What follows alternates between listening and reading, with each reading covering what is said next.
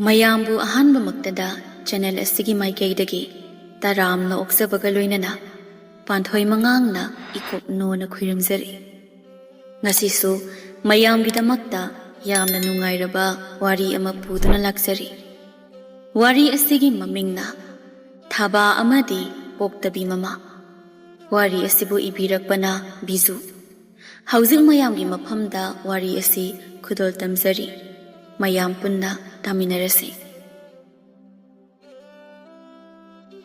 ꯑꯗꯨꯉꯩ ꯃꯇꯝ ꯑꯃꯒꯤ ꯋꯥꯔꯤꯅꯤ꯫ ꯂꯥꯞꯅ ꯇꯥꯝꯅ ꯂꯩꯕ ꯃꯐꯝ ꯑꯃꯈꯛꯅꯤ꯫ ꯍꯥꯏꯔꯤꯕ ꯃꯐꯝ ꯑꯗꯨꯗ ꯑꯍꯣꯡꯈꯨꯜ ꯍꯥꯏꯅ ꯈꯪꯅꯕ ꯂꯝꯗꯝ ꯑꯃꯈꯛ ꯂꯩꯔꯝꯃꯤ꯫ ꯑꯍꯣꯡꯈꯨꯜ ꯀꯧꯕ ꯂꯝꯗꯝ ꯑꯗꯨꯗ ꯃꯇꯩ ꯃꯅꯥꯎ ꯑꯃꯈꯛ ꯂꯩꯔꯝꯃꯤ꯫ ꯃꯈꯣꯏ ꯑꯅꯤꯒꯤ ꯃꯃꯤꯡꯅ ꯂꯤꯛꯂꯥ ꯑꯃꯗꯤ ꯇꯣꯝꯕ ꯍꯥꯏꯅ ꯀꯧꯔꯝꯃꯤ꯫ ꯂꯤꯛꯂꯥ ꯑꯃꯗꯤ ꯇꯣꯝꯕ ꯃꯈꯣꯏ ꯑꯅꯤꯒꯤ ꯃꯆꯥꯅꯨꯄꯤ ꯑꯃ ꯄꯣꯛꯂꯝꯃꯤ꯫ ꯃꯆꯥꯅꯨꯄꯤ ꯑꯗꯨꯒꯤ ꯀꯣꯂꯣꯏ ꯃꯤꯡꯂꯦꯟꯅ ꯊꯥꯕꯥ ꯍꯥꯏꯅ ꯀꯧꯔꯝꯃꯤ꯫ ꯃꯃꯥ ꯃꯄꯥ ꯑꯅꯤꯒ ꯄꯨꯟꯅ ꯊꯥꯕꯥ ꯑꯗꯨ ꯑꯍꯣꯡꯈꯨꯜ ꯀꯧꯕ ꯂꯝꯗꯝ ꯑꯗꯨꯒꯤ ꯆꯤꯗꯥꯏꯗ ꯏꯪꯅ ꯆꯤꯛꯅ ꯑꯔꯩꯕ ꯈꯔꯗ ꯄꯦꯟꯊꯣꯛꯇꯨꯅ ꯋꯥꯈꯜ ꯌꯥꯝꯅ ꯁꯥꯟꯇꯤ ꯑꯣꯏꯅ ꯍꯤꯡꯂꯝꯃꯤ꯫ ꯑꯗꯨꯕꯨ ꯌꯥꯝꯅ ꯂꯥꯏꯕꯛ ꯊꯤꯕ ꯊꯧꯗꯣꯛ ꯑꯃꯈꯛ ꯃꯈꯣꯏꯒꯤ ꯏꯪꯅ ꯆꯤꯛꯅ ꯄꯥꯟꯖꯕ ꯏꯃꯨꯡ ꯑꯗꯨꯗ ꯊꯣꯛꯂꯔꯦ꯫ ꯊꯥꯕꯥꯒꯤ ꯃꯃꯥ ꯏꯕꯦꯝꯃ ꯂꯤꯛꯂꯥ ꯑꯗꯨ ꯂꯥꯏꯑꯣꯡ ꯈꯪꯗꯕ ꯂꯩꯅꯥ ꯑꯃꯅ ꯌꯥꯝꯅ ꯀꯟꯅ ꯅꯥꯔꯝꯃꯤ꯫ ꯍꯧꯒꯠ ꯀꯥꯡꯈꯠꯄ ꯉꯝꯗ ꯐꯃꯨꯡꯗ ꯑꯗꯨꯃꯛ ꯍꯤꯞꯂꯒ ꯐꯝ ꯁꯦꯟꯅꯗꯨꯅ ꯂꯩꯔꯝꯃꯤ꯫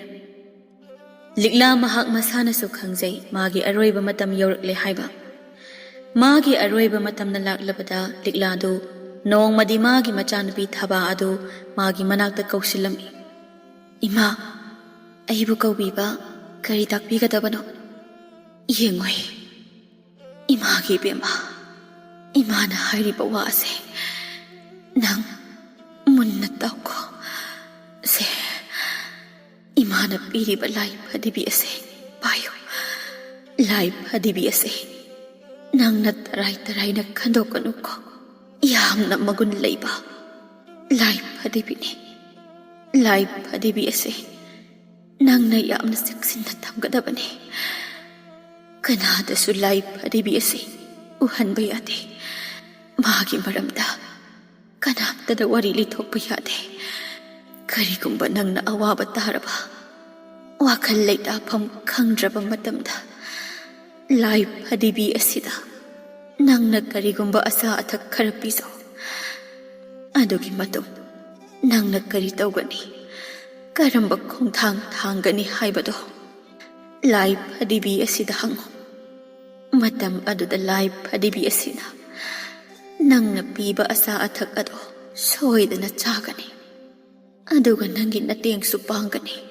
ꯑꯁꯨꯝꯅ ꯃꯃꯥ ꯏꯕꯦꯝꯃ ꯂꯤꯛꯂꯥꯅ ꯃꯆꯥꯅꯨꯄꯤ ꯊꯥꯕꯥꯗ ꯀꯔꯤ ꯀꯔꯤꯅꯣ ꯋꯥ ꯃꯌꯥꯝ ꯑꯃ ꯁꯤꯟꯅꯔꯝꯃꯤ꯫ ꯑꯗꯨꯒ ꯑꯔꯣꯏꯕ ꯑꯣꯏꯅ ꯃꯆꯥꯅꯨꯄꯤꯕꯨ ꯑꯃꯨꯛꯇꯪ ꯅꯨꯡꯁꯤꯅ ꯀꯣꯜꯂꯝꯃꯤ꯫ ꯑꯗꯨꯒ ꯂꯤꯛꯂꯥꯗꯤ ꯑꯗꯨꯃꯛ ꯇꯥꯏꯕꯪꯄꯥꯟ ꯊꯥꯗꯣꯛꯈꯤꯔꯝꯃꯤ꯫ ꯃꯄꯥ ꯏꯕꯨꯡꯉꯣ ꯇꯣꯝꯕꯁꯨ ꯃꯥꯒꯤ ꯅꯨꯄꯤ ꯂꯩꯈꯤꯗꯕ ꯑꯗꯨꯗ ꯋꯥꯈꯜ ꯌꯥꯝꯅ ꯋꯥꯅ ꯊꯃꯣꯏ ꯁꯣꯛꯅ ꯀꯞꯂꯝꯃꯤ꯫ ꯑꯗꯨꯕꯨ ꯅꯨꯄꯥ ꯍꯥꯏꯁꯤꯗꯤ ꯅꯨꯄꯥꯅꯤ꯫ ꯃꯥꯒꯤ ꯅꯨꯄꯤ ꯂꯩꯈꯤꯗ꯭ꯔꯕ ꯃꯇꯨꯡ ꯏꯀꯨꯏ ꯀꯨꯏꯗꯅ ꯇꯣꯝꯕ ꯑꯗꯨ ꯑꯇꯣꯞꯄ ꯅꯨꯄꯤ ꯑꯃ ꯊꯤꯗꯨꯅ ꯂꯨꯍꯣꯡꯂꯝꯃꯤ꯫ ꯄꯨꯝꯅꯃꯛ ꯑꯁꯤ ꯇꯣꯝꯕꯅ ꯃꯥꯒꯤ ꯃꯆꯥꯅꯨꯄꯤ ꯊꯥꯕꯥꯒꯤꯗꯃꯛ ꯈꯜꯂꯒꯅꯤ꯫ ꯃꯃꯥ ꯌꯥꯎꯗꯅ ꯊꯥꯕꯥ ꯃꯇꯣꯝꯇ ꯍꯤꯡꯕ ꯉꯝꯂꯣꯏ ꯈꯜꯂꯗꯨꯅ ꯊꯥꯕꯥꯒꯤꯗꯃꯛ ꯃꯃꯥ ꯑꯇꯣꯟꯕꯤ ꯑꯃ ꯊꯤꯕꯅꯤ꯫ ꯑꯗꯨꯕꯨ ꯇꯣꯝꯕꯒꯤ ꯅꯨꯄꯤ ꯑꯇꯣꯟꯕꯤ ꯀꯨꯁꯨꯝ ꯑꯗꯨꯗꯤ ꯃꯕꯨꯛ ꯌꯥꯝꯅ ꯐꯠꯇꯕꯤ ꯅꯨꯄꯤꯅꯤ꯫ ꯃꯁꯥꯒꯤꯗ ꯈꯟꯕꯤ ꯑꯣꯏꯖ ꯑꯣꯏꯊꯛ ꯌꯥꯝꯅ ꯊꯤꯕꯤ ꯅꯨꯄꯤꯅꯤ꯫ ꯀꯨꯁꯨꯝꯁꯨ ꯂꯩꯁꯥꯕꯤ ꯅꯠꯇꯦ, ꯃꯧꯅꯤ꯫ ꯃꯥꯒꯤ ꯅꯨꯄꯥ ꯂꯩꯈꯤꯗ꯭ꯔꯦ꯫ ꯅꯨꯄꯥ ꯑꯍꯜ ꯑꯗꯨꯅ ꯊꯝꯂꯝꯕ ꯃꯆꯥꯅꯨꯄꯤ ꯃꯤꯅꯥ ꯑꯃꯗꯤ ꯕꯤꯅꯥ ꯌꯥꯎꯅ ꯃꯥ ꯇꯣꯝꯕꯒꯤ ꯅꯨꯄꯤ ꯑꯇꯣꯝꯕꯤ ꯑꯣꯏꯅ ꯂꯥꯛꯂꯝꯃꯤ꯫ ꯀꯨꯁꯨꯝꯅ ꯄꯣꯛꯄ ꯃꯆꯥꯕꯨ ꯀꯌꯥꯝ ꯐꯒꯅꯤ꯫ ꯃꯥꯒꯤ ꯃꯆꯥꯅꯨꯄꯤ ꯑꯅꯤꯗꯨꯁꯨ ꯊꯕꯛ ꯁꯨꯅꯤꯡꯗꯕꯤ ꯀꯇꯂꯥꯏ ꯆꯨꯕꯤ ꯉꯥꯛꯇꯅꯤ꯫ ꯀꯨꯁꯨꯝꯅ ꯃꯥꯒꯤ ꯃꯆꯥꯅꯨꯄꯤ ꯑꯅꯤꯗꯨꯕꯨ ꯌꯥꯝꯅ ꯂꯨꯅ ꯆꯥꯅ ꯅꯨꯡꯁꯤꯅ ꯇꯧꯔꯝꯃꯤ꯫ ꯑꯗꯨꯒ ꯊꯥꯕꯥꯒꯤ ꯄꯨꯟꯁꯤꯕꯨꯅ ꯃꯩꯔꯤ ꯊꯛꯇ ꯊꯥꯡꯒꯠꯇꯨꯅ ꯉꯧꯔꯝꯃꯤ꯫ ꯃꯇꯝ ꯄꯨꯝꯅꯃꯛꯇ ꯀꯨꯁꯨꯝꯅ ꯊꯥꯕꯥꯕꯨ ꯊꯤꯅ ꯊꯤꯅ ꯆꯩꯔꯝꯃꯤ꯫ ꯌꯨꯝꯒꯤ ꯊꯕꯛ ꯏꯪꯈꯥꯡ ꯂꯣꯏꯅ ꯇꯧꯍꯜꯂꯝꯃꯤ꯫ ꯑꯗꯨꯒ ꯌꯥꯝꯅ ꯊꯤꯅꯁꯨ ꯑꯣꯠꯅꯩꯔꯝꯃꯤ꯫ ꯀꯨꯁꯨꯝꯅ ꯊꯥꯕꯥꯕꯨ ꯊꯤꯅ ꯇꯧꯕ, ꯌꯨꯝꯒꯤ ꯊꯕꯛ ꯂꯣꯏꯅ ꯇꯧꯍꯟꯕ, ꯑꯗꯨꯒ ꯆꯞ ꯃꯥꯟꯅꯅ ꯀꯨꯁꯨꯝꯒꯤ ꯃꯆꯥꯅꯨꯄꯤ ꯑꯅꯤꯗꯨꯅꯁꯨ ꯊꯥꯕꯥꯕꯨ ꯃꯈꯣꯏꯒꯤ ꯃꯤꯅꯥꯏꯒꯨꯝꯅ ꯁꯤꯖꯤꯟꯅꯔꯝꯃꯤ꯫ ꯊꯥꯕꯥꯕꯨ ꯑꯋꯥꯕ ꯊꯕꯛ ꯀꯌా ꯁꯨꯍꯟꯗꯨꯅ ꯆꯤꯔꯤ ꯌꯥꯡꯒꯪꯕꯤ ꯑꯣꯏꯍꯜꯂꯝꯃꯤ꯫ ꯑꯗꯨꯒ ꯀꯨꯆꯨ ꯃꯨꯅꯕ ꯍꯥꯏꯗꯨꯅ ꯅꯨꯡꯁꯥ ꯃꯔꯛꯇ ꯄꯥꯈꯣꯟ ꯀꯣꯏꯊꯥ ꯊꯥꯔꯝꯃꯤ꯫ "ꯊꯥꯕꯥ, ꯍꯩꯁꯨꯅꯤꯡꯗꯕꯤ, ꯅꯪ ꯑꯗꯨꯗ ꯀꯔꯤ ꯇꯧꯔꯤꯕꯒꯦ? ꯑꯩꯅ ꯆꯥꯛ ꯊꯣꯡꯉꯨ ꯍꯥꯏꯔꯤꯁꯦ ꯀꯅꯥꯗꯅꯣ? ꯌꯨꯝꯁꯦ ꯎꯐꯨꯜ ꯋꯥꯏꯐꯨꯜ ꯊꯥꯡꯂꯤꯁꯦ ꯋꯥꯏ ꯁꯤꯇꯣꯛꯄ ꯀꯩꯗꯧꯒꯦ? ꯆꯠꯂꯣ, ꯆꯤꯡꯗ ꯆꯠꯇꯨꯅ ꯁꯤꯡ ꯆꯠꯂꯨꯆꯣ. ꯁꯪꯒꯣꯜꯗ ꯆꯪꯗꯨꯅ ꯁꯟꯁꯤꯡꯁꯦ ꯁꯪꯒꯣꯝ ꯁꯨꯡꯕ ꯃꯇꯝ ꯌꯧꯔꯤꯅꯤ ꯅꯪꯕꯣ. ꯑꯗꯨꯗ ꯇꯨꯃꯤꯟꯅ ꯂꯦꯞꯇꯨꯅ ꯂꯩꯔꯅꯣ. ꯇꯧꯒꯗꯕ ꯊꯕꯛꯁꯤꯡꯁꯦ ꯁꯠ ꯇꯧꯁꯤꯜꯂꯨ. ꯑꯗꯨꯛ ꯌꯥꯝ ꯇꯞꯂꯤꯗꯨ ꯀꯩꯒꯤꯅꯣ ꯊꯕꯛ ꯇꯧꯕꯗ? ꯑꯁꯨꯝꯅ ꯅꯨꯡꯇꯤ ꯅꯨꯃꯤꯠ ꯈꯨꯗꯤꯡꯒꯤ ꯃꯈꯣꯏꯒꯤ ꯃꯃꯥ ꯃꯆꯥ ꯑꯍꯨꯝꯅ ꯊꯥꯕꯥꯕꯨ ꯌꯨꯝ ꯑꯗꯨꯒꯤ ꯃꯤꯅꯥꯏꯗꯒꯤ ꯍꯦꯟꯅ ꯁꯤꯖꯤꯟꯅꯔꯝꯃꯤ. ꯊꯥꯕꯥꯁꯨ ꯃꯥꯒꯤ ꯑꯉꯝꯕꯤ ꯊꯥꯛꯇ ꯊꯕꯛꯁꯤꯡꯗꯨ ꯉꯝꯅꯕ ꯍꯣꯠꯅꯔꯝꯃꯤ. ꯀꯅꯥꯗꯁꯨ ꯀꯔꯤꯁꯨ ꯍꯥꯏꯔꯝꯗꯦ. ꯑꯗꯨꯕꯨ ꯍꯦꯟꯅ ꯉꯛꯂꯤꯕꯗꯤ ꯊꯥꯕꯥꯅ ꯑꯁꯨꯛ ꯋꯥꯅ ꯊꯕꯛ ꯁꯨꯔꯕꯁꯨ, ꯅꯨꯡꯁꯥ ꯃꯔꯛꯇ ꯀꯣꯏꯆꯠ ꯆꯠꯂꯕꯁꯨ ꯃꯥꯒꯤ ꯐꯖꯕꯗꯤ ꯅꯣꯡꯃ ꯅꯣꯡꯃꯒꯤ ꯍꯦꯟꯒꯠꯂꯛꯂꯝꯃꯤ.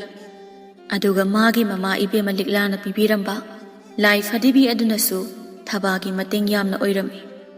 ꯅꯣꯡꯃ ꯅꯨꯃꯤꯠ ꯑꯃꯈꯛꯅꯤ ꯊꯥꯕꯥꯁꯨ ꯁꯪꯒꯣꯝ ꯈꯔ ꯄꯨꯗꯨꯅ ꯃꯥꯒꯤ ꯑꯔꯣꯟꯕ ꯀꯥ ꯑꯗꯨꯗ ꯆꯪꯂꯛꯇꯨꯅ ꯂꯥꯏ ꯐꯗꯤꯕꯤ ꯑꯗꯨꯗ ꯁꯪꯒꯣꯝ ꯈꯔ ꯄꯤꯔꯝꯃꯤ. ꯏꯇꯥ ꯂꯥꯏ ꯐꯗꯤꯕꯤ, ꯁꯦ ꯅꯪꯒꯤ ꯁꯪꯒꯣꯝ ꯁꯔꯨꯛ ꯑꯁꯦ ꯊꯛꯆꯤꯜꯂꯨ. ꯑꯩꯒꯤ ꯏꯇꯦꯡ ꯄꯥꯡꯕꯤꯌꯨ. ꯑꯁꯨꯝꯅ ꯍꯥꯏꯔꯕꯗ ꯂꯥꯏ ꯐꯗꯤꯕꯤ ꯑꯗꯨꯅ ꯁꯪꯒꯣꯝ ꯊꯛꯂꯝꯃꯤ. ꯑꯗꯨꯒ ꯊꯥꯕꯥꯒꯤ ꯃꯍꯨꯠ ꯁꯤꯟꯗꯨꯅ ꯑꯋꯥꯕ ꯊꯕꯛꯁꯤꯡ ꯂꯣꯏꯅ ꯇꯧꯔꯝꯃꯤ.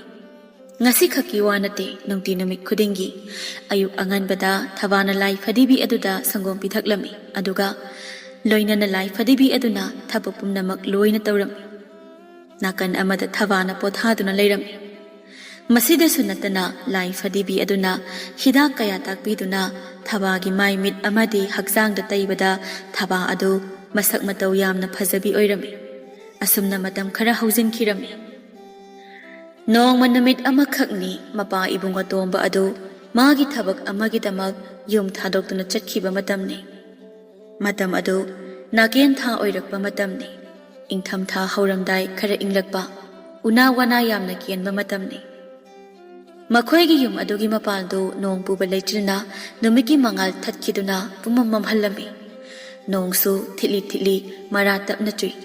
ꯑꯀꯟꯕ ꯅꯨꯡꯁꯤꯠꯁꯨ ꯃꯈꯣꯜ ꯍꯧꯅ ꯁꯤꯠꯂꯤ. ꯅꯣꯡꯁꯤꯡꯒꯤ ꯐꯤꯕꯝ ꯑꯗꯨꯗ ꯀꯨꯁꯨꯝ ꯑꯃꯗꯤ ꯃꯆꯥꯅꯨꯄꯤ ꯑꯅꯤꯗꯨ ꯌꯨꯝꯗꯒꯤ ꯃꯄꯥꯟ ꯊꯣꯛꯂꯝꯗꯦ. ꯃꯈꯣꯏꯒꯤ ꯀꯥꯗ ꯃꯩ ꯇꯤꯛꯇꯨꯅ ꯂꯩꯔꯝꯃꯤ. ꯑꯍꯣꯡꯈꯨꯜ ꯀꯧꯕ ꯂꯝꯗꯝ ꯑꯗꯨꯒꯤ ꯃꯈꯥ ꯄꯥꯡꯅ ꯑꯁꯨꯝ ꯆꯠꯂꯒ ꯑꯆꯧꯕ ꯎꯃꯪ ꯑꯃꯈꯛ ꯂꯩꯔꯝꯃꯤ. ꯎꯃꯪ ꯑꯗꯨꯗ ꯌꯥꯏꯁꯥ ꯀꯧꯕ ꯍꯤꯡꯆꯥꯕꯤ ꯑꯃꯈꯛ ꯂꯩꯔꯝꯃꯤ. ꯌꯥꯝꯅ ꯁꯥꯊꯤꯕ ꯍꯤꯡꯆꯥꯕꯤꯅꯤ. ꯇꯥꯏꯕꯪ ꯃꯤꯑꯣꯏꯕꯕꯨ ꯄ꯭ꯔꯦꯛ ꯄ꯭ꯔꯦꯛ ꯊꯨꯗꯦꯛꯇꯨꯅ ꯆꯥꯕ ꯍꯤꯡꯆꯥꯕꯤꯅꯤ. ꯅꯣꯡꯃ ꯅꯨꯃꯤꯠ ꯑꯃꯈꯛꯅꯤ ꯃꯃꯥ ꯏꯕꯦꯝꯃ ꯀꯨꯁꯨꯝꯅ ꯃꯆꯥꯅꯨꯄꯤ ꯑꯍꯨꯝꯗ ꯃꯥꯒꯤ ꯊꯕꯛ ꯑꯃꯃꯝ ꯄꯤꯔꯝꯃꯤ. ꯃꯆꯥꯅꯨꯄꯤ ꯃꯤꯅꯥꯕꯨꯅ ꯀꯣꯆꯤꯅ ꯐꯨꯔꯤꯠ ꯇꯨꯍꯜꯂꯝꯃꯤ. ꯃꯆꯥꯅꯨꯄꯤ ꯕꯤꯅꯥꯗꯅ ꯀꯇꯥ ꯂꯣꯜꯍꯜꯂꯝꯃꯤ. ꯑꯗꯨꯒ ꯌꯣꯛꯆꯕꯤ ꯃꯆꯥ ꯊꯥꯕꯥꯕꯨꯅ ꯇꯔꯦꯡꯗ ꯂꯪꯆꯥꯛ ꯆꯥꯛꯍꯜꯂꯝꯃꯤ.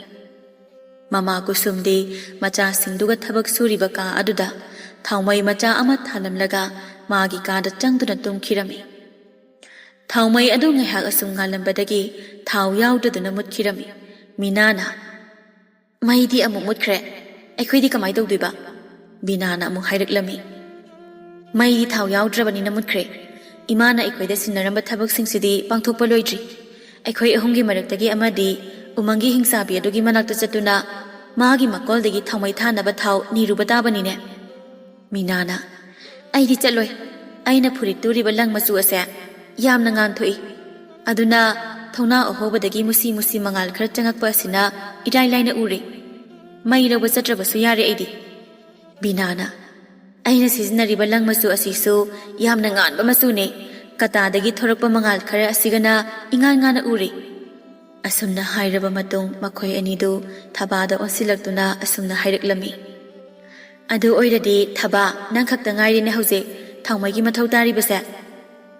ꯏꯆꯦ ꯑꯅꯤꯃꯛ, ꯅꯅꯥꯎ ꯋꯥ ꯑꯃꯠꯇ ꯍꯥꯏꯒꯦ ꯇꯥꯕꯤꯌꯨ. ꯍꯧꯖꯤꯛꯇꯤ ꯑꯍꯤꯡ ꯑꯊꯦꯡꯕ ꯑꯣꯏꯁꯤꯜꯂꯛꯂꯦ. ꯃꯩꯁꯨ ꯃꯝꯈ꯭ꯔꯦ. ꯑꯗꯨꯅ ꯑꯩꯈꯣꯏꯒꯤ ꯋꯥꯠꯍꯧꯕ ꯊꯕꯛꯁꯤꯡꯁꯦ ꯍꯌꯦꯡ ꯑꯌꯨꯛ ꯉꯟꯅ ꯍꯧꯒꯠꯂꯒ ꯂꯣꯏꯁꯤꯜꯂꯁꯤ.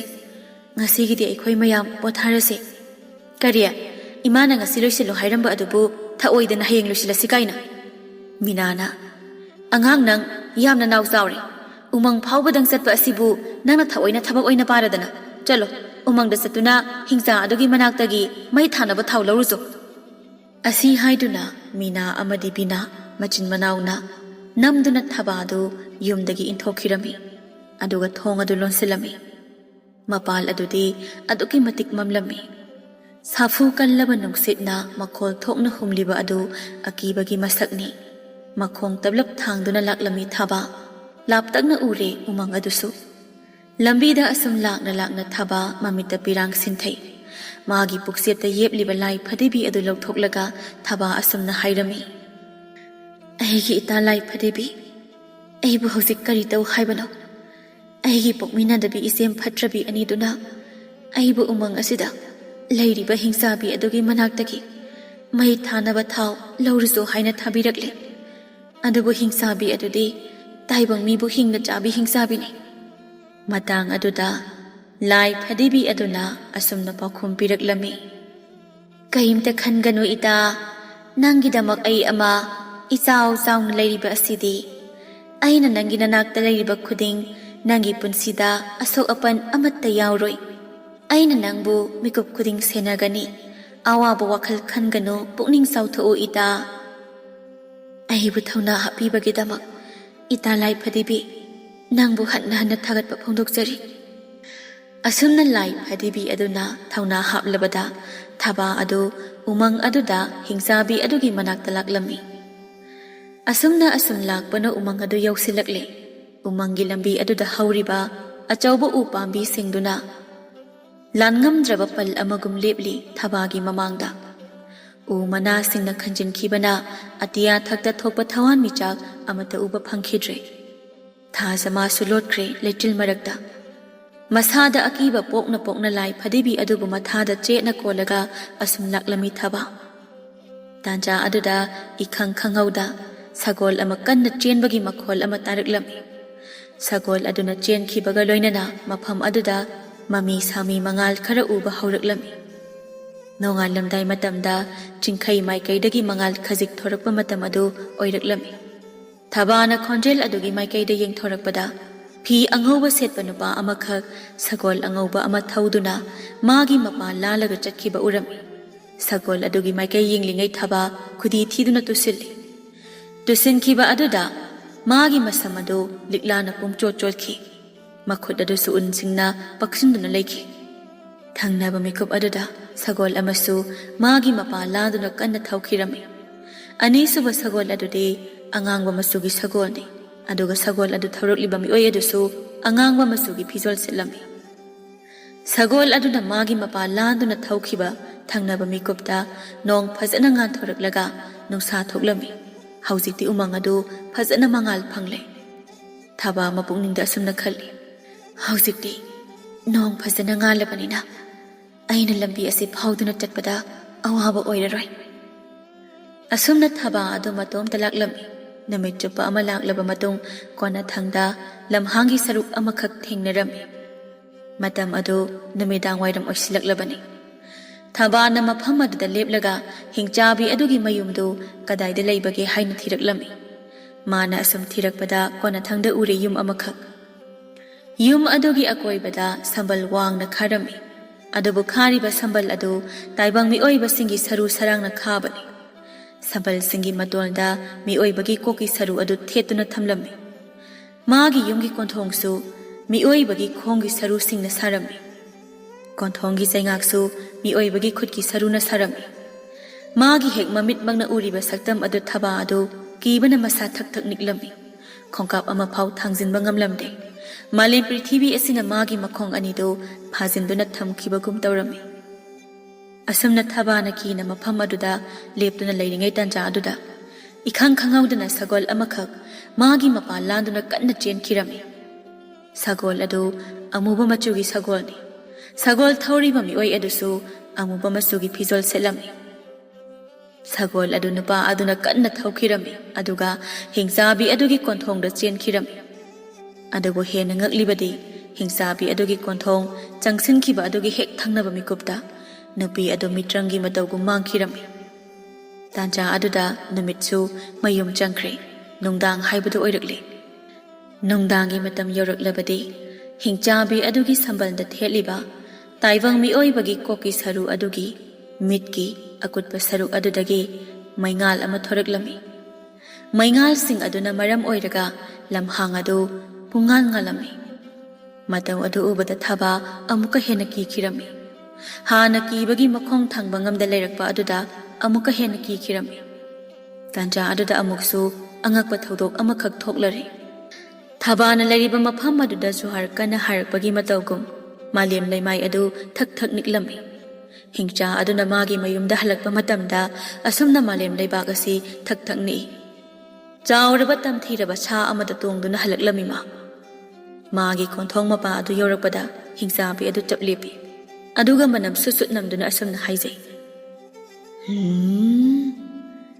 manam amanam mida taibang mi oi bagi manam nida sidi taibang mi oi bakanano aigi yum manakta lagliba ase housing mak aigi mangda thoro asumna haiba adu taraduna thaba adu hingsabi adugi manakta changsilaklam aduga asumna hairami abok aine ai sida leire nang mafam masida kaidauba lakpano imaton amadi isem singna aibu aboki yumdagi mai thanaba thau lawrusu haina thabirakpane oh ai khangle nang imaton adu aigi mari matani ne se aiwa haige nang aigi yumda leiduna aigi mateng pang madugi matung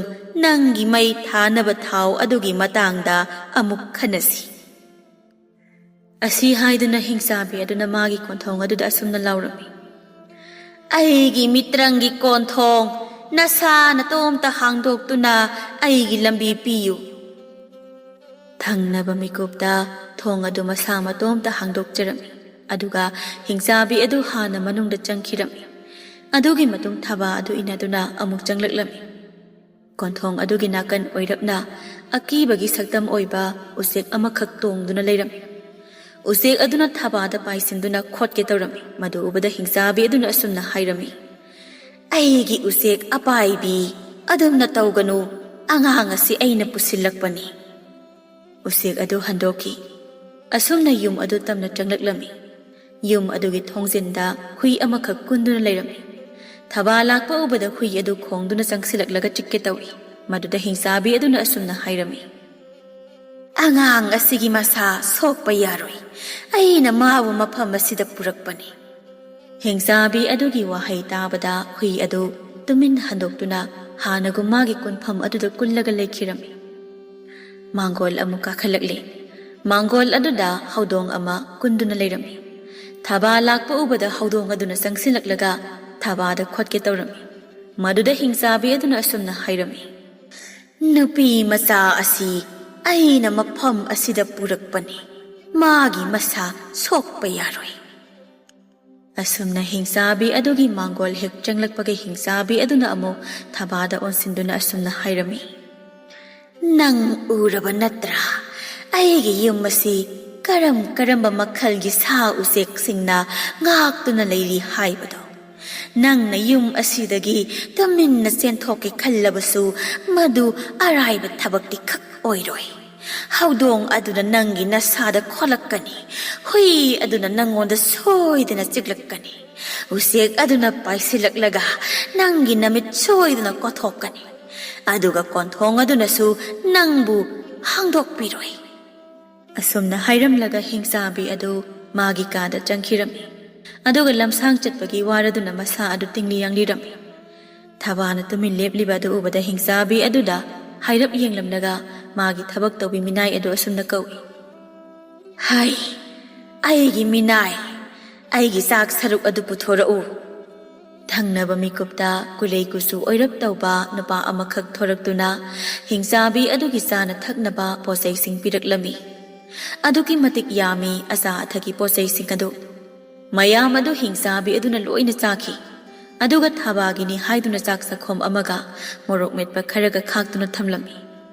thabasu magi thamlamliba saruk khara adu chathoklami aduga khara amana magi lai fadibigi saruk khaklami ngai hak leiraga hingsabi aduna asumna hairaklami thaba sida leiriba asi sagol hawai angaubaga amubaga yansinnabani angawbana tongana amubana tongana khandoklamu aina mikap thorakpada thabak asi ꯅꯪꯅ ꯄꯥꯡꯊꯣꯛꯄ ꯉꯝꯗ꯭ꯔꯕꯗꯤ ꯑꯩꯅ ꯅꯪꯕꯨ ꯁꯣꯏꯗꯅ ꯆꯥꯊꯣꯛꯀꯅꯤ ꯑꯁꯨꯝꯅ ꯍꯥꯏꯔꯝꯂꯕ ꯃꯇꯨꯡ ꯍꯤꯡꯆꯥꯕꯤ ꯑꯗꯣ ꯃꯥꯒꯤ ꯐꯃꯨꯡꯗ ꯀꯥꯈꯠꯇꯨꯅ ꯇꯨꯝꯈꯤꯔꯝꯃꯤ ꯉꯥꯏꯍꯥꯛ ꯂꯩꯔꯒ ꯃꯥꯅ ꯈꯣ ꯈꯣ ꯅꯥꯈꯣꯛꯄꯒꯤ ꯃꯈꯣꯜ ꯇꯥꯔꯛꯂꯝꯃꯤ ꯇꯥꯟꯖꯥ ꯑꯗꯨ ꯂꯧꯗꯨꯅ ꯊꯕꯥꯅ ꯃꯥꯅ ꯉꯁꯥꯏ ꯈꯥꯛꯈꯤꯕ ꯆꯥꯛ ꯁꯔꯨꯛ ꯑꯗꯨ ꯃꯥꯒꯤ ꯂꯥꯏ ꯐꯗꯤꯕꯤ ꯑꯗꯨꯒꯤ ꯃꯥꯡꯗ ꯊꯝꯗꯨꯅ ꯑꯁꯨꯝꯅ ꯍꯥꯏꯔꯝꯃꯤ ꯑꯩꯒꯤ ꯏꯇꯥ ꯂꯥꯏ ꯐꯗꯤꯕꯤ ꯆꯥꯛ ꯁꯔꯨꯛ ꯑꯁꯤ ꯆꯥꯊꯣꯛꯂꯣ ꯑꯗꯨꯒ ꯑꯩꯒꯤ ꯑꯋꯥꯕ ꯑꯁꯤ ꯑꯃꯨꯛꯇ ꯎꯕꯤꯌꯨꯗꯣ ꯍꯤꯡꯆꯥꯕꯤ ꯑꯁꯤꯅ ꯑꯩꯉꯣꯟꯗ ꯌꯥꯝꯅ ꯂꯨꯕ ꯄꯥꯡꯊꯣꯛꯄ ꯉꯝꯂꯔꯣꯏꯗꯕ ꯊꯕꯛ ꯑꯃꯈꯛ ꯄꯤꯔꯝꯂꯦ ꯊꯕꯛ ꯑꯁꯤ ꯄꯥꯡꯊꯣꯛꯄ ꯉꯝꯗ꯭ꯔꯕꯗꯤ ꯑꯩꯕꯨ ꯃꯥꯅ ꯍꯥꯠꯇꯣꯛꯀꯅꯤ ꯍꯥꯏꯔꯝꯃꯤ ꯃꯗꯨꯗ ꯂꯥꯏ ꯐꯗꯤꯕꯤ ꯑꯗꯨꯅ ꯑꯁꯨꯝꯅ ꯄꯥꯎꯈꯨꯝ ꯄꯤꯔꯛꯂꯝꯃꯤ ꯑꯩꯒꯤ ꯏꯇꯥ ꯅꯪꯅ ꯀꯔꯤꯒꯤ ꯑꯗꯨ ꯊꯋꯥꯏ ꯋꯥꯅ ꯀꯞꯄꯅꯣ ꯅꯪꯒꯤꯗꯃꯛ ꯑꯩ ꯂꯩꯔꯤꯕ ꯑꯁꯤꯗꯤ ꯑꯩꯅ ꯅꯪꯒꯤ ꯃꯇꯦꯡ ꯄꯥꯡꯒꯅꯤ ꯀꯞꯇꯨꯅ ꯂꯩꯒꯗꯕꯩ ꯁꯔꯨꯛ ꯅꯨꯡꯉꯥꯏꯅ ꯇꯨꯝꯊꯣꯛꯂꯣ ꯅꯪꯒꯤ ꯑꯋꯥꯕ ꯑꯗꯨ ꯁꯣꯏꯗꯅ ꯀꯣꯛꯀꯅꯤ ꯂꯥꯏ ꯐꯗꯤꯕꯤ ꯑꯗꯨꯒꯤ ꯋꯥꯍꯩꯗꯨꯗ ꯊꯕꯥꯁꯨ ꯍꯔꯥꯎꯔꯗꯨꯅ ꯃꯐꯝ ꯑꯗꯨꯗ ꯅꯨꯡꯉꯥꯏꯅ ꯇꯨꯝꯈꯤꯔꯝꯃꯤ ꯃꯥꯅ ꯍꯦꯛ ꯇꯨꯝꯈꯤꯕꯒ ꯂꯥꯏ ꯐꯗꯤꯕꯤ ꯑꯗꯨꯅ ꯃꯥꯒ ꯈꯪꯅ ꯆꯥꯟꯅꯕ ꯎꯆꯦꯛ ꯃꯈꯜꯁꯤꯡ ꯃꯥꯒꯤ ꯃꯅꯥꯛꯇ ꯀꯧꯔꯝꯃꯤ ꯑꯩꯒꯤ ꯏꯇꯥꯔꯣꯏ ꯆꯦꯛꯂꯥꯁꯤꯡ ꯑꯩꯒꯤ ꯏꯅꯥꯛꯇ ꯂꯥꯛꯂꯣ ꯑꯩꯒꯤ ꯏꯇꯥ ꯊꯕꯥꯒꯤ ꯊꯕꯛ ꯑꯁꯦ ꯅꯈꯣꯏ ꯃꯌꯥꯝꯅ ꯑꯃꯨꯛꯇ ꯃꯇꯦꯡ ꯄꯥꯡꯕꯤꯌꯨꯗꯣ ꯑꯗꯨꯝꯅ ꯂꯥꯏ ꯐꯗꯤꯕꯤ ꯑꯗꯨꯅ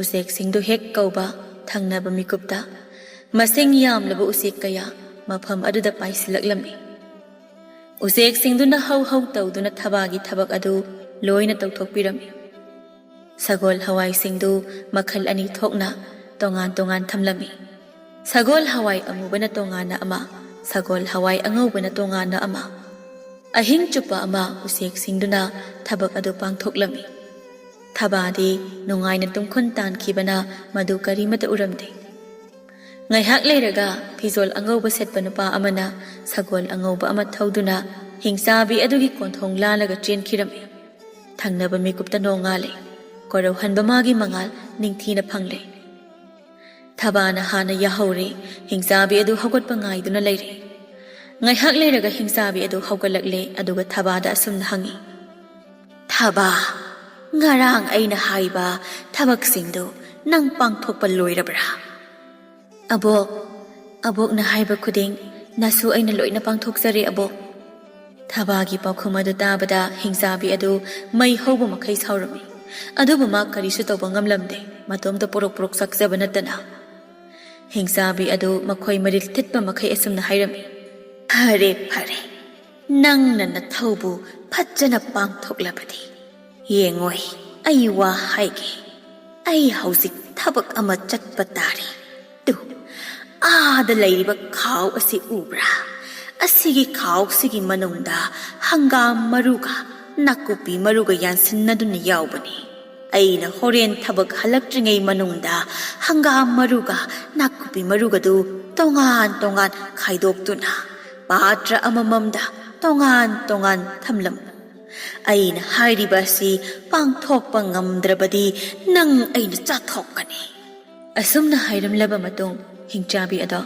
ꯃꯥꯒꯤ ꯃꯍꯩꯅ ꯁꯦꯝꯕ ꯗꯣꯂꯥꯏ ꯑꯃ ꯇꯣꯡꯗꯨꯅ ꯃꯐꯝ ꯑꯗꯨꯗꯒꯤ ꯆꯠꯈꯤꯔꯝꯃꯤ ꯍꯤꯡꯆꯥꯕꯤ ꯑꯗꯨꯅ ꯌꯨꯝ ꯊꯥꯗꯣꯛꯇꯨꯅ ꯍꯦꯛ ꯆꯠꯈꯤꯕꯒ ꯑꯉꯥꯡꯕ ꯃꯆꯨꯒꯤ ꯐꯤꯖꯣꯜ ꯁꯦꯠꯄ ꯅꯨꯄꯥ ꯑꯃꯅ ꯁꯒꯣꯜ ꯑꯉꯥꯡꯕ ꯇꯣꯡꯗꯨꯅ ꯀꯣꯟꯊꯣꯡ ꯑꯗꯨ ꯂꯥꯜꯂꯒ ꯆꯠꯈꯤꯔꯝꯃꯤ ꯃꯗꯨꯒꯤ ꯊꯪꯅꯕ ꯃꯤꯀꯨꯞꯇ ꯀꯣꯔꯧꯍꯟꯕ ꯑꯗꯨ ꯇꯔꯪ ꯇꯔꯪ ꯑꯇꯤꯌꯥ ꯊꯛꯇ ꯊꯣꯛꯂꯝꯃꯤ ꯊꯕꯥꯁꯨ ꯃꯥꯅ ꯉꯔꯥꯡ ꯈꯥꯛꯆꯕ ꯆꯥꯛ ꯁꯔꯨꯛ ꯈꯔ ꯑꯗꯨ ꯂꯥꯏ ꯐꯗꯤꯕꯤ ꯑꯗꯨꯒꯤ ꯃꯃꯥꯡꯗ ꯊꯝꯂꯒ ꯑꯁꯨꯝꯅ ꯍꯥꯏꯔꯝꯃꯤ ꯑꯩꯒꯤ ꯂꯥꯏ ꯐꯗꯤꯕꯤ ꯅꯇꯥ ꯑꯩꯕꯨ ꯑꯃꯨꯛꯇ ꯅꯨꯡꯁꯤꯕꯤꯌꯨ ꯍꯧꯖꯤꯛꯁꯨ ꯑꯩꯒꯤ ꯏꯇꯦꯡ ꯑꯃꯨꯛꯇ ꯄꯥꯡꯕꯤꯌꯨꯕ ꯂꯥꯏ ꯐꯗꯤꯕꯤ ꯑꯗꯨꯅ ꯃꯥꯒꯤ ꯃꯔꯨꯞꯂꯣꯏꯁꯤꯡꯗ ꯑꯁꯨꯝꯅ ꯀꯧꯏ ꯑꯩꯒꯤ ꯃꯔꯨꯞ ꯎꯆꯤ ꯃꯌꯥꯝ ꯅꯈꯣꯏ ꯍꯧꯖꯤꯛꯃꯛ ꯑꯩꯒꯤ ꯏꯅꯥꯛꯇ ꯂꯥꯛꯇꯨꯅ ꯑꯩꯒꯤ ꯏꯇꯥ ꯊꯕꯥꯒꯤ ꯃꯇꯦꯡ ꯄꯥꯡꯕꯤꯌꯨ ꯊꯪꯅꯕ ꯃꯤꯀꯨꯞꯇ ꯃꯁꯤꯡ ꯌꯥꯝꯂꯕ ꯎꯆꯤ ꯀꯌꯥ ꯃꯐꯝ ꯑꯗꯨꯗ ꯆꯦꯟꯁꯤꯜꯂꯛꯂꯝꯃꯤ ꯄꯨꯡ ꯑꯃꯒꯤ ꯃꯅꯨꯡꯗ ꯎꯆꯤꯁꯤꯡꯗꯨꯅ ꯍꯪꯒꯥꯝ ꯃꯔꯨ ꯑꯃꯗꯤ ꯅꯥꯀꯨꯞꯄꯤ ꯃꯔꯨꯁꯤꯡꯗꯨ ꯇꯣꯉꯥꯟ ꯇꯣꯉꯥꯟ ꯈꯟꯗꯣꯛꯂꯒ ꯇꯣꯉꯥꯟ ꯇꯣꯉꯥꯟ ꯄꯥꯇ꯭ꯔ ꯑꯃꯃꯝꯗ ꯍꯥꯞꯂꯒ ꯊꯝꯂꯝꯃꯤ ꯊꯕꯛꯁꯤꯡꯗꯨ ꯄꯥꯡꯊꯣꯛꯄ ꯂꯣꯏꯔꯗꯨꯅ ꯎꯆꯤꯁꯤꯡꯗꯨ ꯑꯃꯨꯛ ꯃꯥꯒꯤ ꯃꯌꯨꯝꯗ ꯍꯟꯈꯤꯔꯝꯃꯤ Numit khara laitharakpa matang aduda hingsabi adugi minai nupa aduna hingsabi adugi sarukni haiduna cha hinsang mathelu koi tawduna phajana langlaga thamlami ngaihak leiraga fizol amuba setpa nupa amana sagol amuba tonglaga hingsabi adugi konthong lalaga chenkhirami madugi thangnaba mikupta numit takhiduna nungdang haibadu oiraklami Hingsabi adugi yungi sambal da theliba mioi koki saru singi mamit ki saruktagi mangal thoraktuna mafamada musi ngalami uwa sing asawba maongda masa tabli lengduna tabada akiba pokpa makhol thoalami ngaihaki matung hingsabi adu mayum yorakle ma thabagi manakta changlaktuna asumda hangi aina haiba thabak adu pangthoklaba natra thaba Abok na ingon da sinaramba thabak ado nasu aina pangthokjari tu asigi patra asina hangamaru yaurabani sigi patra asina nakupi maru yaurabani thaba na thabak ado pangthoklambada hingsabi ado mai hoba makai saurami adu ma kaisu tawba ngamlamde hingsabi aduna asumna makha taraklami phare adu di nangsu waram lagani phamungda hipluro ai sungai hak leiraga tumlagadabani Thabasu harau magi phamung adugi manakta changkhirami magi phamung adu hingsabi adugi saksak manakta leibani hingsabi aduna sauna ngangliba ado thaba magi phamung dagi tarami hai kuchu mubi aigi minai nupa aina hairiba asi munna taw hauzik mai asi haugatlo patra asauba amada Ising tanna haptuna brong sahol ahing chupa ama saholo hayengi numita aina tumba hawalaklaga thaba kaubi lay sabi asi aina thongduna chathoklagadabani asumna hairamlaba matung hingsabi ado magi phamungda kakhatuna hipkhirami masa mau tingli yangliraba matung makhol thokna kho na khoklaga tumkhirami Hingsabi aduna nakhokpagi makhol adu yum adu lalaga umang adu masinba thungna taramgani somda thabadi tumba yaramde ma hayeng sirani khanbada ma kaptuna lerami chak saru khara lai phadibi adugi mangda thamduna asumna hairami aigi ita lai phadibi ai bahausi kari taw haibano hayengi namitta hingchabi asina ai bohanabat sinpaloikri Magi manay nupa aduda ay butong na basilang baluhenkri ay bunong sibiduna ay kitaway apagtadikan biyoy ta Life hadibi adusu magi sak saruk adu sathoklami aduga magi thawai hingjanabagi damag thabana hauzik kari tawba tai haibadusu hairami Life hadibi adugi poktak lawraba matung thaba adu hingchabi adugi minay nupa adugi manakta laklami aduga asumna hairami Ipanupa, aigi thawai tadi kan biyo. Hingsabi asigi mai thana ba singse, loina chulhan biyo. Aiba thong na ba isinga se sahan bigano. Nangi tawbi mal kang ba oina. Ay na igi rumal ase, nangonda kudol tamlabani. Phare, nang na haiba ay yaragi. Ay nangi na tingpang lagi. Horen hingsabi aduna yumda halaglaga. May ase hawat na ba honabada. Ay na matam yam na sanghan lagi. Aduga hingsabi adubu khara thuna tungkhul tangkinaba magi makhong aduda aina tapli nanbirage madugi tanja adu lawduna nangsu nangi thawai hingnaba mafam asibu thadokduna chalhauko karigamba sagol thoba nupa ahum aduna aibu phakhrabadi kamdauba makhoina kaidawnungda nangbu pharo makhoidi numikki paujel puba saktam ngaktane phare adudi ai mafam asi thadokduna chalage Asumna hairamlaba matong thaba adu yumdagi mangolda thoraklami mangolda haudong adu kunduna leirami thaba thorakpa ubada haudong adu sauna sensilaktuna thaba da khotke toraklami adubu thaba na khulei thuna haudong aduda magi khupak aduna safu kana tharami safu adu kanmanbana haudong adu kachin amada yeisinduna takirami tanja adu lawduna thaba adu mangoldagi kumtharaklami thaba na mangolgi dhari hek kan tharakpada Hui adu maya launa kathoklaga yamna sauna thaba tamna sinsilaklami mabu tiklagi matagu madusu thaba na khulei thuna magi makhong khongpak aduna hui adugi mamai da kauksilami Safu adu kanmanbana hui adu makok ngauraga suri tafam aduda taaduna lekhirami. Tanja adu lauduna thaba adu sumangda kumtharaklami. Sathibu usek adu thaba ubada paisilaklami aduga magi mamit kothoke tawrami. Adubu thaba na magi mamit anidu fi amana chejet kisin khiba aduda usek adu karisu tawba ngamda adumak lehore mafam aduda. Asumna thorakpana konthong yorakle. Konthongi wakhok anidu hangdokpa sungya yaramde. Maduda thaba na taibang semba mapu mabu pukningda chetna khoiramduna konthong chei adu satnaba honai. Mitrangi matawgum handakti konthong chei adu masa matomda sadok jarami. Tanja adu chapchana amuba machugi phizol setpa nupa adu amuba machugi sagol tongduna hingsabigi konthong adu landuna chenkhirami. Thangnaba mikupta namidang oirakle. Umang adu pumamamkre. Mangal machet ama phawba phangdre. Thaba kizaba pokle. Amamba marak aduda mai amata yaudana ma karamna mayum hanbagi lambi thiba khangani. Aduga amuksu maan thawmai thanaba thaw yaudana yumda changlabadi magi mamaton aduna mabu soidana phubigani. Aduba mikup aduda thaba maga matam pumbada loinaduna lakliba lai phadibi aduna mikup aduda su mana kari tawgadaba haiba adugi matangda pauktak kaya pirami. Lai phadibi aduda hairakbagi matung ina thaba na hingchabi adugi sambalda theliba mi makoki saru ama lauthoklami.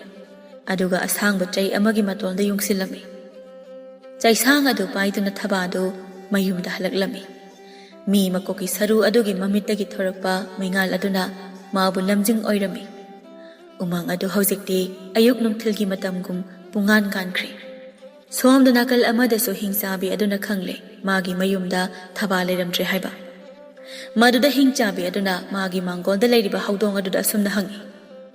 Hai haudong sakthibi kaigino nangna nupi masa adubu nangondagi nanthokuna chalhankriba. Mapu ibema nangdi aphaba nupi natte asuk mapangal kanbi nupi asibu aikhoina senau haina thamlami. Maabu senaba aikhoigi pangal latte. Adugi mana nanthokuna chenkhibani. Adudagi hingsabi adu magi hui adugi manakta amuk jensilaklami aduga aigi nungsiraba hui karigino nangna nupi macha adubu chikhaudriba karigi mabu nanthokuna chathankribano. Maduda hui aduna asumna kumlaklami. Mapu ibema nupi macha adu asamba nupi natte. Mabuk fattabi mapu ibema nanggumbi amana nupi macha adubu maithiba piba matik natte. Aikhoi pulap awafamda tagadabai saruk nupi macha adu chenkhibana phare. Madudagi amu hingsabi adu magi konthong manakta chelaktuna usek aduda hangi. Aigi usek karigino nangna nupi macha adugi mamit kothok haudriba. Usek aduna asumna kumlaklami. Nupi macha aduna mamit punduna chenkhibagini. Magi mamit adu lot khibana aina mangonda karimata tawba ngamkhide. Adubu mapu ibema aina amuk hana haizariba asini. Nupi masa aduga nanga lambanaba khak yaroi. Mabu koina phajinduna thamlabadi nang phawba thawai thakhiba yai. Mana yum ase thadoktuna chatkhiba ase aikhoi pumnamakki maru oina mapu ibema nangi laibak phabani. Hingsabi adu amuk magi konthong aduda asamna hangi. Nang nakari maramgino nangi konthong sei laina nupi masa aduda sathankriba. Konthong aduna kumlaklami. Aphabagi bangda phattabana kayam kuina lepa ngamgadage. Nupi masa aduna taibang sembu mapubu thamoi sengna ningjakhiba aduna maram oiraga aina mangonda karimata tawba ngamkhide. Taibang semba mapu mabu thamoi sengna ningjakhiba magi mafamda ai maithiki. Asumna mana thajana thamkhiba jiba amadi pochai sing aduna magi mayokta thabak tawrakpa amadi magi aningba apambagi mayokta laikhiba aduda hingsabi adu mai hauba makhai sauram. Asauba adu phathaba ngamdraduna hingsabi aduna magi haudong aduga hui adugadu wasa sasai ama paiduna makhut pena phurami. Adu loiraga amu usek adusu makhut khupak achauba aduna mamai mamai khangdaba makhai thajilam. Aroiba oina magi konthong adu loina phakairami. Adubu hingsabi ado umang aduda chatuna thababu thaoina tanarude. Somda nakal amadasu thaba adu khongjel yangna ꯃꯥꯒꯤ ꯃꯌꯨꯝ ꯌꯧꯅꯕ ꯆꯦꯜꯂꯛꯂꯝꯃꯤ꯫ ꯎꯆꯤꯟ ꯅꯥꯆꯤꯟꯅ ꯊꯥꯕꯥ ꯑꯗꯨ ꯃꯥꯒꯤ ꯃꯌꯨꯝ ꯌꯧꯔꯛꯂꯝꯃꯤ꯫ ꯅꯨꯃꯤꯠ ꯈꯔꯅꯤ ꯍꯧꯖꯤꯟꯈ꯭ꯔꯕ ꯑꯗꯨ ꯐꯥꯎꯕ ꯍꯧꯖꯤꯛ ꯐꯥꯎꯕ ꯃꯈꯣꯏꯒꯤ ꯃꯌꯨꯝ ꯑꯗꯨꯗ ꯃꯩ ꯃꯆꯦꯠ ꯑꯃ ꯐꯥꯎꯕ ꯊꯥꯜꯂꯝꯗꯦ꯫ ꯊꯥꯕꯥ ꯂꯥꯛꯄꯒꯤ ꯈꯣꯡꯊꯥꯡ ꯃꯈꯣꯜ ꯇꯥꯔꯛꯄ ꯑꯗꯨꯗ ꯕꯤꯅꯥꯒ ꯃꯤꯅꯥꯒꯗꯨ ꯆꯦꯟꯊꯣꯔꯛꯇꯨꯅ ꯊꯥꯕꯥꯗ ꯇꯥꯊꯤ ꯇꯥꯊꯤ ꯆꯩꯔꯛꯂꯝꯃꯤ꯫ ꯀꯔꯤꯅꯣ ꯊꯥꯕꯥ ꯅꯪꯅ ꯇꯧꯔꯤꯕꯁꯦ? ꯊꯥꯎ ꯈꯔ ꯈꯖꯤꯛ ꯂꯧꯕ ꯆꯠꯂꯨꯈꯣ ꯍꯥꯏꯕ ꯑꯁꯤꯗ ꯀꯔꯤꯒꯤꯅꯣ ꯅꯪꯅ ꯑꯁꯨꯛ ꯀꯨꯏꯅ ꯃꯇꯝ ꯂꯧꯔꯤꯕ? ꯑꯃꯅ, ꯅꯪꯁꯦ ꯅꯕꯨꯛ ꯌꯥꯝꯅ ꯐꯠꯇꯕ ꯅꯨꯄꯤꯅꯤ꯫ ꯑꯩꯈꯣꯏ ꯑꯃꯝꯕ ꯃꯔꯛꯇ ꯂꯩꯍꯧꯏ ꯈꯪꯂꯕꯗꯤ ꯅꯪ ꯈꯔ ꯉꯟꯅ ꯌꯨꯝꯗ ꯂꯥꯛꯄ ꯀꯩꯗꯧꯒꯦ? ꯑꯩꯈꯣꯏꯅ ꯎꯆꯥꯜ ꯍꯦꯛꯇꯨꯅ ꯊꯥꯎ ꯁꯦꯝꯅꯕ ꯍꯣꯠꯅꯔꯁꯨ ꯃꯩ ꯆꯥꯛꯎ ꯍꯥꯏꯕ ꯁꯨꯡꯌꯥ ꯌꯥꯗꯦ꯫ ꯃꯩ ꯃꯝꯕꯗꯒꯤ ꯑꯩꯈꯣꯏ ꯊꯕꯛ ꯑꯃꯠꯇ ꯇꯧꯕ ꯉꯝꯗ꯭ꯔꯦ ꯅꯪ ꯈꯪꯗ꯭ꯔꯣ? ꯑꯁꯨꯝꯅ ꯍꯥꯏꯔꯕ ꯃꯇꯨꯡ ꯕꯤꯅꯥꯒ ꯃꯤꯅꯥꯒꯅ ꯃꯤ ꯃꯀꯣꯛꯀꯤ ꯁꯔꯨ ꯑꯗꯨ ꯊꯥꯕꯥꯗꯒꯤ ꯇꯥꯛꯃꯨꯜꯂꯤ ꯑꯗꯨꯒ ꯃꯈꯣꯏꯒꯤ ꯀꯥ ꯃꯅꯨꯡꯗ ꯄꯨꯁꯤꯟꯈꯤꯔꯝꯃꯤ꯫ ꯃꯩ ꯄꯨꯁꯤꯜꯂꯛꯄ ꯑꯗꯨꯗ ꯀꯨꯁꯨꯝꯁꯨ ꯃꯥꯒꯤ ꯀꯥꯗꯒꯤ ꯊꯣꯔꯛꯇꯨꯅ ꯕꯤꯅꯥꯒ ꯃꯤꯅꯥꯒꯒꯤ ꯀꯥꯗ ꯊꯣꯔꯛꯂꯝꯃꯤ꯫ ꯃꯈꯣꯏ ꯃꯃꯥ ꯃꯆꯥ ꯑꯍꯨꯝꯗꯨ ꯎꯕꯗ ꯃꯤ ꯃꯀꯣꯛꯀꯤ ꯁꯔꯨ ꯑꯗꯨ ꯃꯃꯤꯠ ꯈꯥꯅ ꯃꯈꯣꯏ ꯑꯍꯨꯝꯗ ꯌꯦꯡꯂꯛꯂꯝꯃꯤ꯫ ꯊꯪꯅꯕ ꯃꯤꯀꯨꯞꯇ ꯃꯥꯒꯤ ꯃꯃꯤꯠꯇꯒꯤ ꯊꯣꯔꯛꯄ ꯃꯩꯉꯥꯜ ꯑꯗꯨꯅ ꯃꯃꯥ ꯃꯆꯥ ꯃꯈꯣꯏ ꯑꯍꯨꯝꯕꯨ ꯑꯃꯨꯛꯇ ꯄꯨꯂꯞ ꯃꯩꯔꯤ ꯑꯗꯨꯅ ꯆꯥꯛꯊꯦꯛꯄ ꯍꯧꯔꯛꯂꯝꯃꯤ꯫ ꯃꯗꯨꯗꯒꯤ ꯃꯈꯣꯏ ꯑꯍꯨꯝ ꯑꯗꯨ ꯀꯣꯏꯆꯦꯟ ꯆꯦꯟꯗꯨꯅ ꯈꯥꯡꯉꯤ꯫ ꯀꯥꯆꯤꯟ ꯀꯣꯌꯥ ꯀꯥ ꯁꯤꯟꯕ ꯊꯨꯡꯅ ꯀꯣꯏꯆꯦꯟ ꯆꯦꯜꯂꯤ꯫ ꯑꯗꯨꯕꯨ ꯃꯈꯣꯏꯅ ꯆꯦꯟꯕ ꯃꯐꯝ ꯈꯨꯗꯤꯡ ꯃꯩꯔꯤ ꯑꯗꯨꯅ ꯀꯣꯏꯇꯥꯟ ꯇꯥꯟꯅꯗꯨꯅ ꯃꯈꯣꯏꯕꯨ ꯆꯥꯛꯊꯤꯔꯛꯂꯝꯃꯤ꯫ ꯅꯣꯡꯉꯥꯜꯂꯛꯄ ꯃꯇꯝꯗꯗꯤ ꯃꯈꯣꯏ ꯃꯃꯥ ꯃꯆꯥ ꯑꯍꯨꯝ ꯑꯗꯨ ꯃꯩꯅ ꯄꯨꯟꯅ ꯋꯥꯏꯈꯤꯗꯨꯅ ꯇꯥꯡꯒꯣꯏ ꯑꯣꯟꯈꯤꯔꯝꯃꯤ꯫ ꯑꯗꯨꯕꯨ ꯃꯤ ꯃꯀꯣꯛꯀꯤ ꯁꯔꯨ ꯑꯗꯨꯗꯒꯤ ꯊꯣꯔꯛꯄ ꯃꯩꯔꯤ ꯑꯗꯨꯅꯗꯤ ꯊꯥꯕꯥꯒꯤ ꯃꯁꯥꯗ ꯁꯣꯛꯄ ꯉꯝꯈꯤꯗꯦ꯫ ꯑꯌꯨꯛꯀꯤ ꯃꯇꯝꯅꯤ꯫ ꯊꯥꯕꯥꯅ ꯃꯤ ꯃꯀꯣꯛꯀꯤ ꯁꯔꯨ ꯑꯗꯨ ꯄꯨꯊꯣꯛꯇꯨꯅ ꯂꯩꯕꯥꯛ ꯃꯅꯨꯡꯗ ꯐꯨꯝꯈꯤꯔꯝꯃꯤ꯫ ꯐꯨꯝꯈꯤꯕ ꯃꯐꯝ ꯑꯗꯨꯃꯛꯇꯗ ꯐꯖꯔꯕ ꯂꯩ ꯄꯥꯝꯕꯤ ꯑꯃꯈꯛ ꯍꯧꯔꯛꯂꯝꯃꯤ꯫ ꯃꯃꯥ ꯃꯄꯥ ꯃꯆꯤꯟ ꯃꯅꯥꯎ ꯀꯅꯥꯁꯨ ꯂꯩꯇ꯭ꯔꯕ ꯌꯨꯝ ꯑꯗꯨꯗ ꯃꯥ ꯑꯃꯨꯛ ꯍꯟꯅ ꯂꯩꯕ ꯄꯥꯝꯗ꯭ꯔꯤ꯫ ꯃꯔꯝ ꯑꯗꯨꯅ ꯊꯥꯕꯥ ꯑꯗꯨ ꯃꯥꯒꯤ ꯃꯐꯤ ꯃꯔꯣꯟ ꯂꯣꯏꯅ ꯌꯣꯝꯁꯤꯜꯂꯝꯃꯤ꯫ ꯑꯗꯨꯒ ꯃꯐꯝ ꯑꯗꯨ ꯊꯥꯗꯣꯛꯇꯨꯅ ꯈꯔ ꯆꯥꯎꯕ ꯁꯍꯔ ꯑꯃꯗ ꯂꯩꯅꯕ ꯍꯥꯏꯗꯨꯅ ꯂꯥꯛꯂꯝꯃꯤ꯫ ꯁꯍꯔ ꯌꯧꯔꯦ꯫ ꯃꯐꯝ ꯑꯗꯨꯗ ꯃꯥ ꯍꯅꯨꯕꯤ ꯑꯃꯒꯤ ꯃꯌꯨꯝꯗ ꯁꯩꯗꯥꯡꯐꯝ ꯂꯧꯗꯨꯅ ꯃꯇꯝ ꯈꯔ ꯂꯩꯔꯝꯃꯤ꯫ ꯑꯁꯨꯝꯅ ꯍꯅꯨꯕꯤ ꯑꯗꯨꯒꯤ ꯃꯌꯨꯝꯗ ꯊꯕꯛ ꯃꯅꯥ ꯑꯃꯠꯇ ꯇꯧꯗꯅ ꯂꯩꯔꯛꯄ ꯑꯗꯨꯗ ꯋꯥꯔꯗꯨꯅ ꯅꯣꯡꯃ ꯅꯨꯃꯤꯠ ꯑꯃꯗꯤ ꯊꯥꯕꯥꯅ ꯍꯅꯨꯕꯤ ꯑꯗꯨꯗ ꯑꯁꯨꯝꯅ ꯍꯥꯏꯔꯝꯃꯤ꯫ ꯑꯕꯣꯛ, ꯑꯩ ꯌꯨꯝꯁꯤꯗ ꯁꯦꯜ ꯃꯅꯥ ꯑꯃ ꯐꯥꯎ ꯊꯣꯛꯇꯅ ꯂꯩꯕ ꯑꯁꯤ ꯋꯥꯔꯦ꯫ ꯑꯗꯨꯅ ꯑꯕꯣꯛꯅ ꯀꯩꯊꯦꯜꯗ ꯆꯠꯂꯒ ꯂꯪ ꯈꯔ ꯂꯩꯕꯤꯌꯨ꯫ ꯑꯩ ꯂꯪꯁꯤꯡꯗꯣ ꯂꯣꯏꯅ ꯆꯥꯛꯀꯦ꯫ ꯑꯗꯨꯒ ꯏꯕꯣꯛ ꯑꯩꯈꯣꯏ ꯑꯅꯤ ꯐꯤ ꯁꯥꯅꯕ꯫ ꯑꯗꯨꯝꯅ ꯊꯥꯕꯥꯅ ꯍꯥꯏꯔꯛꯄ ꯑꯗꯨꯗ ꯍꯅꯨꯕꯤ ꯑꯗꯨꯁꯨ ꯌꯥꯔꯝꯃꯤ꯫ ꯃꯊꯪꯒꯤ ꯅꯨꯃꯤꯠꯇ ꯍꯅꯨꯕꯤ ꯑꯗꯨꯅ ꯀꯩꯊꯦꯜꯗ ꯆꯠꯂꯒ ꯂꯪ ꯈꯔ ꯂꯩꯔꯝꯃꯤ꯫ ꯑꯗꯨꯒ ꯇꯔꯦꯡꯗ ꯂꯪꯆꯥꯛ ꯂꯦꯡꯗꯨꯅ ꯊꯥꯕꯥꯅ ꯂꯪꯆꯥꯛ ꯆꯥꯛꯂꯝꯃꯤ꯫ ꯊꯥꯕꯥꯒꯤ ꯃꯈꯨꯠ ꯑꯗꯨ ꯀꯔꯝꯕ ꯌꯥꯏꯕꯨ ꯆꯦꯟꯕꯅꯣ ꯈꯪꯗꯦ ꯌꯥꯝꯅ ꯊꯨꯅ ꯂꯪꯆꯥꯛꯁꯤꯡꯗꯨ ꯆꯥꯛꯄ ꯂꯣꯏꯔꯝꯃꯤ꯫ ꯑꯗꯨꯒ ꯂꯪꯁꯤꯡꯗꯨꯁꯨ ꯉꯁꯥꯏ ꯂꯩꯔꯛꯄ ꯃꯇꯝꯗꯗꯤ ꯀꯥ ꯍꯦꯟꯅ ꯐꯖꯕ ꯃꯃꯜ ꯇꯥꯡꯕ ꯂꯪ ꯑꯣꯏꯈꯤꯗꯦ꯫ ꯑꯗꯨꯕꯨ ꯊꯥꯕꯥꯒꯤ ꯃꯈꯨꯠꯅ ꯍꯦꯛ ꯊꯦꯡꯂꯨꯕ ꯃꯤꯀꯨꯞꯇ ꯂꯪꯁꯤꯡꯗꯨ ꯃꯃꯜ ꯇꯥꯡꯕ ꯃꯨꯒꯥꯒꯤ ꯂꯪ ꯑꯣꯟꯈꯤꯔꯝꯃꯤ꯫ ꯑꯁꯨꯝꯅ ꯃꯃꯜ ꯑꯇꯥꯡꯕ ꯂꯪꯁꯤꯡꯗꯨ ꯏꯌꯣꯡꯗ ꯇꯤꯡꯗꯨꯅ ꯊꯥꯕꯥꯅ ꯐꯤ ꯑꯃꯗꯤ ꯐꯅꯦꯛ ꯃꯈꯜ ꯃꯈꯜ ꯀꯌꯥꯒꯤ ꯁꯥꯔꯝꯃꯤ꯫ ꯁꯥꯕ ꯂꯣꯏꯔꯕ ꯐꯅꯦꯛ ꯐꯤ ꯃꯈꯜ ꯃꯈꯜꯁꯤꯡꯗꯨ ꯊꯥꯕꯥꯅ ꯍꯅꯨꯕꯤ ꯑꯗꯨꯗ ꯄꯤꯔꯒ ꯑꯁꯨꯝꯅ ꯍꯥꯏꯔꯝꯃꯤ꯫ ꯑꯕꯣꯛ, ꯑꯩꯅ ꯁꯥꯔꯤꯕ ꯐꯤ ꯐꯅꯦꯛꯁꯤꯡꯁꯦ ꯀꯩꯊꯦꯜꯗ ꯄꯨꯔꯒ ꯌꯣꯟꯕꯤꯌꯨꯔꯣ? ꯃꯗꯨꯗꯒꯤ ꯐꯪꯂꯛꯄ ꯁꯦꯜꯁꯤꯡꯗꯨꯅ ꯑꯕꯣꯛꯅ ꯁꯤꯖꯤꯟꯅꯔꯣ꯫ ꯐꯤ ꯐꯅꯦꯛ ꯐꯖꯕꯁꯤꯡꯗꯨ ꯎꯕꯗ ꯑꯕꯣꯛ ꯑꯗꯨꯗꯤ ꯉꯛꯄꯅ ꯈꯝ ꯊꯦꯡꯈꯤ꯫ ꯀꯔꯤꯅꯣ ꯏꯕꯦꯝꯃ, ꯐꯤ ꯐꯅꯦꯛ ꯑꯁꯨꯛ ꯐꯖꯕ ꯑꯁꯤꯗꯤ ꯃꯁꯤꯗꯤ ꯌꯣꯟꯊꯣꯛꯄ ꯄꯥꯝꯃꯨꯏ꯫ ꯑꯩꯒꯤ ꯏꯅꯥꯛꯇ ꯑꯗꯨꯃꯛ ꯊꯝꯂꯒꯦ꯫ ꯌꯣꯟꯊꯣꯛꯄꯤꯌꯣ ꯑꯕꯣꯛ, ꯁꯦꯜꯗꯨꯅ ꯑꯕꯣꯛꯀꯤ ꯑꯣꯏꯅꯕ꯫ ꯌꯣꯟꯕ ꯇꯥꯔꯕꯁꯨ ꯏꯆꯝ ꯆꯝꯕ ꯃꯤꯗ ꯌꯣꯜꯂꯣꯏ꯫ ꯂꯩꯕꯥꯛ ꯑꯁꯤꯒꯤ ꯂꯩ ꯃꯁꯤꯖꯗ ꯑꯣꯏꯅ ꯌꯣꯟꯒꯅꯤ꯫ ꯂꯩꯕꯥꯛ ꯑꯗꯨꯒꯤ ꯂꯩ ꯃꯁꯤꯖ ꯑꯗꯨꯗꯤ ꯑꯗꯨꯛ ꯐꯖꯕ ꯐꯅꯦꯛ ꯐꯤ ꯑꯗꯨ ꯎꯕꯗ ꯄꯨꯡꯉꯥꯎ ꯉꯥꯎꯈ꯭ꯔꯦ꯫ ꯑꯁꯨꯛ ꯐꯖꯕ ꯐꯅꯦꯛ ꯐꯤ ꯑꯁꯤꯕꯨ ꯑꯕꯣꯛ ꯅꯪꯅ ꯀꯩꯒꯤꯅꯣ ꯃꯃꯜ ꯄꯤꯗꯅ ꯑꯩꯉꯣꯟꯗ ꯄꯤꯔꯤꯕ? ꯑꯩ ꯁꯦꯜ ꯈꯔ ꯄꯤꯔꯛꯀꯦ꯫ सेꯜꯒꯤ ꯋꯥ ꯅꯠꯇꯦ ꯂꯩ ꯃꯁꯤꯖ꯫ ꯑꯩꯅ ꯂꯩ ꯃꯁꯤꯖꯒꯤꯗꯃꯛ ꯈꯨꯗꯣꯜ ꯇꯝꯂꯕꯅꯤ꯫ ꯈꯨꯗꯣꯜ ꯈꯛꯀꯤ ꯋꯥ ꯅꯠꯇꯦ꯫ ꯁꯤꯒꯤ ꯐꯅꯦꯛ ꯐꯤ ꯁꯥꯔꯤꯕꯤ ꯅꯨꯄꯤ ꯑꯗꯣ ꯂꯩꯁꯥꯕꯤ ꯑꯣꯏꯔꯕꯗꯤ ꯑꯩꯅ ꯑꯩꯒꯤ ꯏꯃꯧ ꯅꯨꯄꯤ ꯁꯣꯏꯗꯅ ꯑꯣꯏꯍꯟꯒꯅꯤ꯫ ꯍꯧꯖꯤꯛꯃꯛ ꯐꯤ ꯁꯥꯔꯤꯕ ꯅꯨꯄꯤ ꯑꯗꯣ ꯑꯩꯒꯤ ꯏꯅꯥꯛꯇ ꯄꯨꯕꯤꯔꯛꯎ꯫ ꯑꯁꯨꯝꯅ ꯍꯥꯏꯔꯕꯗ ꯍꯅꯨꯕꯤ ꯑꯗꯨ ꯊꯥꯕꯥꯒꯤ ꯃꯅꯥꯛꯇ ꯂꯥꯛꯂꯝꯃꯤ꯫ ꯃꯥꯅ ꯊꯥꯕꯥꯗ ꯋꯥꯔꯤ ꯄꯨꯝꯕ ꯂꯤꯕꯗꯒꯤ ꯃꯈꯣꯏ ꯑꯅꯤ ꯄꯨꯟꯅ ꯑꯃꯨꯛ ꯁꯅꯥ ꯀꯣꯅꯨꯡꯗ ꯂꯥꯛꯇꯨꯅ ꯂꯩ ꯃꯁꯤꯖꯒ ꯎꯅꯔꯝꯃꯤ꯫ ꯊꯥꯕꯥ ꯎꯕꯗ ꯂꯩ ꯃꯁꯤꯖ ꯑꯗꯨꯅ ꯑꯁꯨꯝꯅ ꯅꯨꯡꯁꯤꯅ ꯍꯥꯏꯔꯛꯂꯝꯃꯤ꯫ ꯃꯁꯛ ꯃꯇꯧꯅ ꯑꯣꯟꯊꯣꯛꯅ ꯐꯖꯔꯤꯕ, ꯅꯈꯨꯠ ꯅꯁꯥꯁꯨ ꯌꯥꯝꯅ ꯊꯨꯝꯃꯤꯗ ꯏꯃꯧꯗꯤ꯫ Ngasidagi nangbu aina aigi imau nupi oina lausilabani. Amata pokpa aigi isanupa mazai bunga thaubagi taloi oina sana konungda nungaina leiro. Thabana asumna khumlaklami. Ima saklabi lei masizana takbiba naja aina yazare. Adubu aigi abok asisu sana konung manungda lehanbiyo. Aduga aigi abokpa ibado thabak amagitamak arapa mafamda chatki. Mahakpusu sana konungda leibagi ayaba pibiyo. Ayaba ado aina pirabani. Asumna lei masiza aduna Thababu mamau nupi oina lausinki. Thabagi mapa adusu thabak satkibadagi halaklami. Asum tauna makhoi mayam punna sana konung manungda nungaina leikirami.